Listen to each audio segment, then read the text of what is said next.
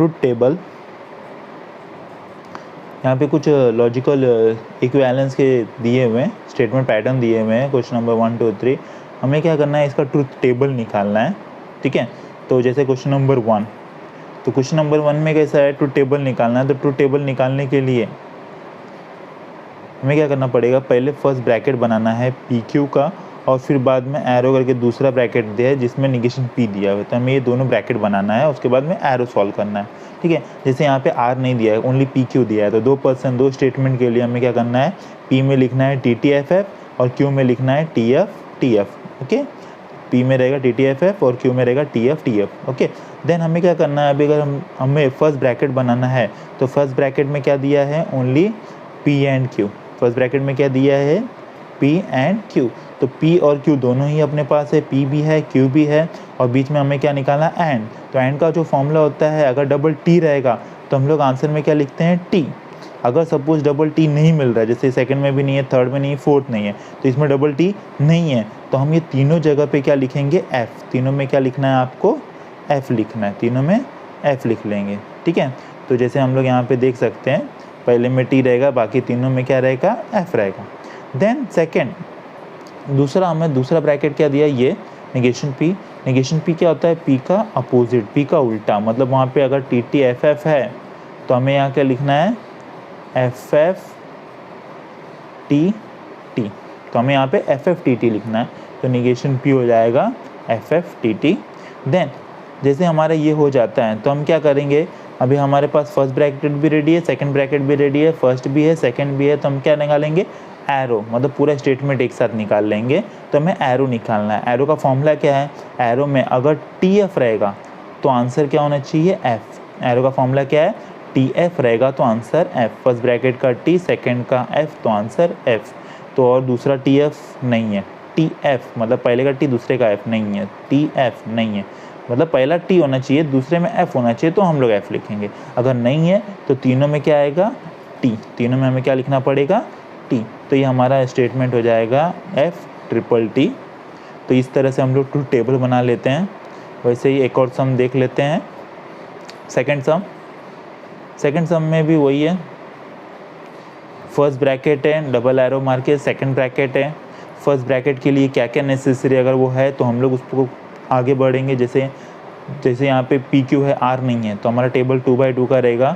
P में लिखेंगे T T F F, Q में लिखेंगे टी एफ टी एफ, ठीक है। तो ये हमारी एंट्री हो जाएगी। उसके बाद हम क्या करेंगे, फर्स्ट ब्रैकेट पे हम जाएंगे। जैसे हमें फर्स्ट ब्रैकेट पे क्या निकालना है, एरो, और पी क्यू दोनों है मेरे पास। तो एरो का फॉर्मूला क्या है, टी एफ रहेगा तो हम लोग एफ लिखेंगे। तो यहाँ पे टी एफ नहीं है, यहाँ पे टी एफ है, तो हम लोग यहाँ पे एफ लिख लेते हैं। बाकी में टी एफ नहीं है, टी एफ नहीं है, मतलब पहला टी होना चाहिए दूसरा एफ होना चाहिए, तो ही हम एफ लिखेंगे, अदरवाइज़ नहीं। जैसे एफ टी में हम लोग एफ नहीं लिख सकते हैं, ठीक है। तो बाकी हम लोग का इनडायरेक्टली क्या हो जाएगा, टी। तो बाकी हम क्या लिख देंगे, टी, ठीक है। तो ये हमारा पहला हो जाएगा T F T T. Then दूसरा ब्रैकेट जो है, दूसरे ब्रैकेट के लिए नेसेसरी क्या है, दूसरा ब्रैकेट तब बनाएंगे जब उसमें निगेशन पी होगा। तो अगर हम लोग ब्रैकेट लिख देते निगेशन पी, हमारे पास कोई भी कॉलम निगेशन पी का नहीं है, तो सेकंड ब्रैकेट के लिए निगेशन पी पहले करेंगे। निगेशन पी होता है पी का अपोजिट, तो पी का अपोजिट यानी पी का उल्टा। तो पी में अगर टी है तो हम लोग यहाँ पे लिखेंगे एफ, दूसरे में भी एफ, तीसरे में एफ है तो टी, चौथे में भी टी। तो ये हो जाएगा निगेशन पी। अब उसके बाद हम क्या कर लेंगे, उसके बाद निगेशन पी होने के बाद हम ये ब्रैकेट बना सकते हैं, क्योंकि निगेशन पी कहाँ पे है, निगेशन पी यहाँ पे है, और क्यू जो है वो यहाँ पे है। तो हमें क्या चेक करना है, वी। ये दोनों ही कॉलम के बीच में वी यानी क्या, डबल एफ। तो दोनों में डबल एफ रहेगा तो हम एफ लिखेंगे। तो डबल एफ पहले में नहीं है, दूसरे में है, तो हम लोग यहाँ पे एफ लिख लेते हैं, और तीसरे में भी नहीं है, चौथे में भी नहीं है, मतलब डबल एफ रहेगा तो एफ लिखेंगे, अदरवाइज हमारा क्या फॉर्मूला हो जाएगा, नहीं है तो टी।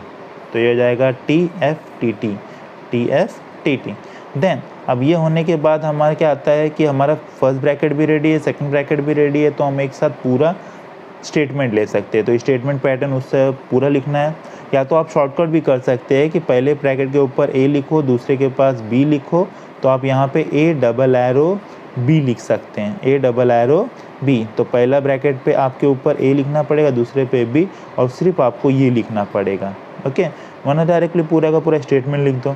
स्टेटमेंट होने के बाद हम क्या करना है, जैसे यहाँ पे डबल एरो, तो पहला ब्रैकेट कहाँ पे है, ये, दूसरा ब्रैकेट जो रेडी किया वो ये। डबल एरो का मतलब है दोनों सेम रहेगा तो हम टी लिखते हैं, तो पहला दोनों सेम है तो राइट डाउन टी, दूसरा दोनों सेम है तो राइट डाउन टी, तीसरा भी सेम है टी, चौथा भी सेम है टी। मतलब यहाँ पे अगर दोनों सेम मिलता है तो टी लिखते हैं, अगर दोनों सेम नहीं रहेगा तो हम एफ़ लिखते हैं, अगर अपोजिट होता है तो हम एफ़ लिखते हैं। तो यहाँ पे पूरा का पूरा लास्ट कॉलम का एंट्री क्या आया, चारों के चारों टी है। ठीक है।